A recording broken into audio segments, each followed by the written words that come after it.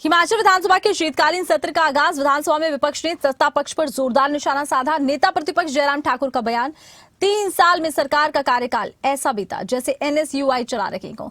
मुख्यमंत्री सुखविंदर सिंह सुक्खू मंत्रियों की नहीं सुनते, अगर सुनते हैं तो मानते नहीं। बड़ी ही विचित्र स्थिति है। पंचायती राज संस्थाओं के चुनाव को आगे पीछे नहीं कर सकते। पंचायतों के चुनाव क्यों टाले गए हैं और सरकार इसका उत्तर नहीं दे पा रही है। सरकार को लग रहा है कि चुनाव के परिणाम उनके अनुकूल नहीं आएंगे। ऐसी अव्यवस्था आज से पहले कभी देखने को नहीं मिली है। पंचायती राज चुनाव पर सरकार एक बार फिर विचार करे। आप संविधान की बातें कर रहे हैं, हमें समझाओ मत। आपने अपने मित्र के लिए शिमला में मेयर के लिए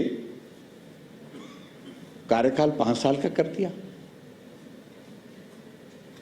जबकि जो एक्ट में जो प्रोविजन है आपके वहां पर जो है वो जो भी मेयर चुना जाएगा वो 2.5 साल के लिए शिमला में चुना जाता है। 2.5 साल के लिए होता ना, और 5 साल के लिए कर दिया।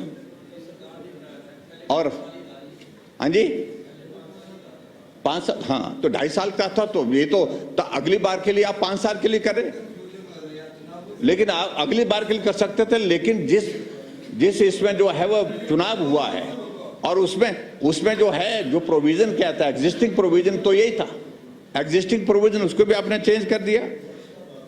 और हिमाचल प्रदेश में अगर हमारा शिमला का कॉरपोरेशन का चुनाव अगर कहीं किसी थोड़े वक्त के लिए वो आगे हुआ, उसकी वजह राजनीतिक वजह नहीं थी। उसकी वजह सिर्फ एक ही वजह थी कि विधानसभा के चुनाव और इसका जो है वो टेन्योर जो है वो एक साथ आ गया।